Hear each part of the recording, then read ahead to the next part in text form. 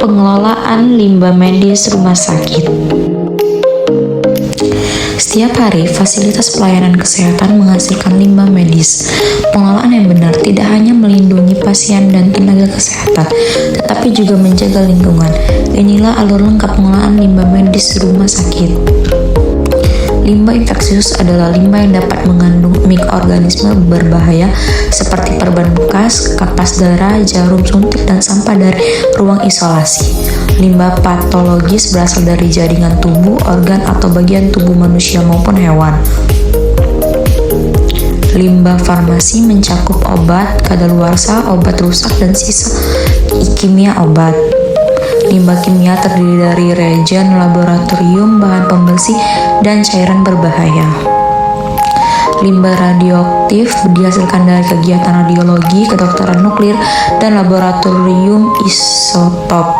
Limbah tajam seperti jarum, pisau bedah, dan ampuh harus dipisahkan menggunakan safety box khusus.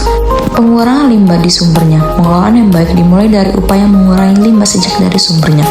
Ada 5 langkah utama. 1. Menggunakan alat medis yang dapat dipakai ulang jika memungkinkan. 2. Mengurangi penggunaan bahan kimia berbahaya. 3. Mengoptimalkan stok obat agar tidak banyak obat kadaluarsa. 4. Edukasi tenaga kesehatan terkait penggunaan alat dan bahan secara efisien. 5.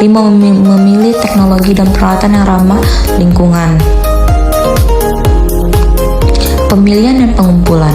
Setiap jenis limbah dibuang ke wadah yang berbeda. Limbah infeksius menggunakan kantung kuning, limbah farmasi menggunakan wadah coklat, limbah kimia menggunakan wadah khusus sesuai sifat zatnya, dan limbah tajam harus masuk ke safety box. Pemilihan yang tepat mencegah kontaminasi dan menjaga keselamatan tenaga medis. Penyimpanan sementara.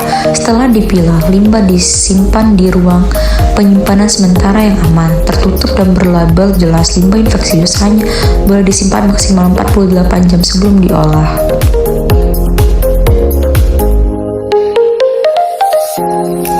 Transportasi internal. Limbah kemudian diangkut menggunakan troli tertutup melalui jalur khusus tanpa melewati area publik untuk mencegah paparan atau tumpahan. Pengolahan dan pemusnahan. Tahap berikutnya adalah pengolahan dan pemusnahan. Limbah infeksius hanya dimusnahkan dengan autoclave atau insinerator. Limbah kimia diolah sesuai karakteristiknya, sedangkan limbah radioaktif disimpan hingga tingkat radiasinya aman. Rumah sakit dapat melakukan pengolahan sendiri atau bekerja sama dengan pihak ketiga berizin.